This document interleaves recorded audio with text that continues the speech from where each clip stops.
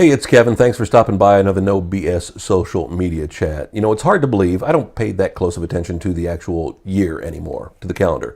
Thanks to computers, it puts the year on things for us, so you don't have to worry so much about it. I looked up, realized it was 2015 when I was wrapping up my taxes, and thought to myself, wow, it's hard to believe I've been involved in some way, shape, form, or fashion with social media for a little over 10 years. Yeah, I jumped on MySpace in early 2005, and, well, my world changed from then on. I started working with social media not just as work, but, well, in my personal life, in business, through my radio stations, and saw the benefits. And, well, you see me sitting here now talking social media on a weekly basis. But what got me thinking more about that is I realized how little time I was spending on Facebook recently, just personally. I'm not going through the timeline as much. I don't enjoy it as much as I did 6 months ago, a year ago, for a lot of different reasons. There are other social sites I enjoy more. There's other sites I'm spending more time on. I'm just not seeing the personal benefit from being on Facebook as much because my friends aren't commenting as much and I'm not interacting with them. And then I started reading a couple articles online, saw something mentioned on television about social fatigue, social media fatigue. And you may be experiencing it yourself, but think about the fact if you're doing this for business, if you're doing this for your career, so are your fans, so are your followers, and so are your friends.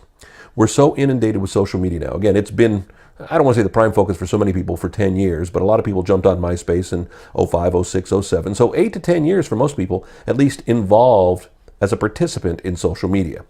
Facebook started coming up, started with the college kids first, and then they opened it up to everybody else, and now it's the monster, if you will, that it is today.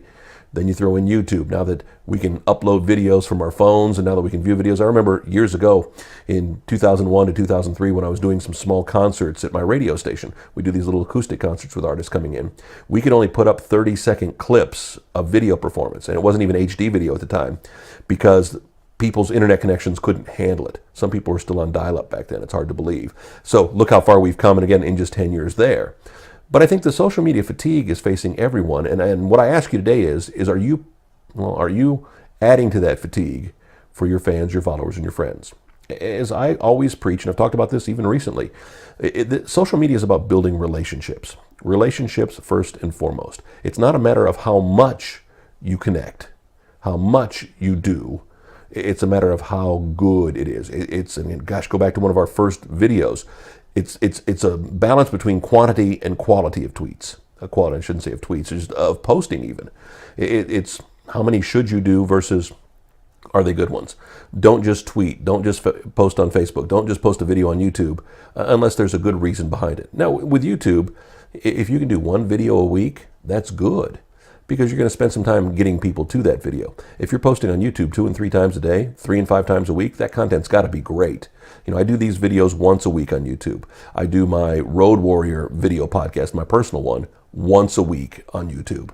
That's it. And they go to different audiences. And by the way, you can find my Road Warrior video blogs, my username on YouTube, Kevin Mason Music, if you want to see my personal side as well. And I just do that for my fun, for my entertainment. That's my personal social media interaction that I like to do. But again, I don't promote it too heavily, and I think that's the key. Even when you create content you want people to look at, you can't overhype it too much. The fatigue is coming because everybody feels they're being hyped.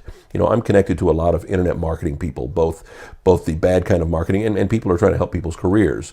And there is a big difference. There's the BS people and the no BS people, I like to think. And these guys were complaining about how the fact is they haven't been able to figure out how to utilize Instagram enough to sell more product for their businesses that they're working with, for their clients. And I kind of chuckled because it's those kind of, internet marketing people that even I hate. They're the BS kind who all they're looking to do is sell, sell, sell, sell, sell. Now, I understand. That's what makes the world go round. But with social media, it's more about quality of interactions. That's why I constantly preach about connecting with people, about building a relationship, about going back and forth. The more you do that, the stronger the bond. And then when you do have something to sell, when you do have something you really need people to do, they will go out of their way to help you out, to share that message and to spread it along.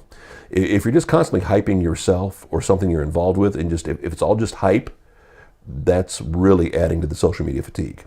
Sit back and think about it on your end, not from what you're putting out there, but from what you're seeing with people. Whether it's a business you're connected with on Facebook, whether it's a famous celebrity that you're following on Twitter, whatever it is, or even just people you've known from high school or from college, and just look at the interaction now versus a year ago, versus a couple of years ago. It doesn't matter what the actual qualitative numbers of fans, followers, and friends are. It's about quality of interaction.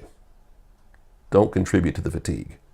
Back next week, another No BS social media chat right here. NoBSSocial.com is our website. Of course, you can also find us on YouTube as well at No BS Social. See you next week. Think about it.